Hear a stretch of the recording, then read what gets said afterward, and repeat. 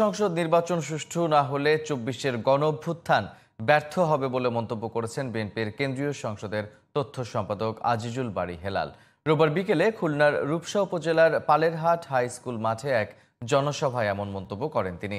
জনসভায় বিএনপির আহ্বায়ক মোল্লা সাইফুর রহমানের সভাপতিত্বে প্রধান বক্তা ছিলেন খুলনা মহানগর বিএনপির সাধারণ সম্পাদক শফিকুল আলম তুহিন। এছাড়া খুলনা জেলা বিএনপির আহ্বায়ক মনিরুজ্জামান মন্টু, সদস্য সচিব শেখ আবু হোসেন বাবু, মনিরুল হাসান বাপ্পি ও খান জুলফিকার আলী সহ বিএনপির বিভিন্ন স্তরের নেতৃবৃন্দ জনসভায় বক্তব্য রাখেন।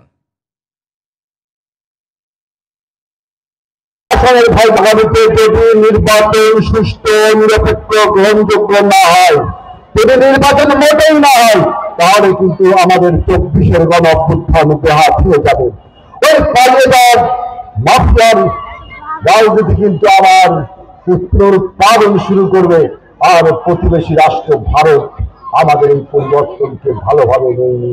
সুতরাং আমাদের এই বাংলাদেশকে তারা একটা মক্কেল রাষ্ট্র, আমাদের বাংলাদেশকে একটা করদ রাজ্যে পরিণত করবার তাই তারা কিন্তু চলছে। রাজনৈতিক দল ঐক্যবদ্ধভাবে সমস্ত ষড়যন্ত্র মোকাবেলা করে আমরা গণতন্ত্রের জন্য যে নির্বাচন, সেই নির্বাচন আমরা উৎসব মুখর পরিবেশে ইনশাআল্লাহ আমরা আয়োজন করব।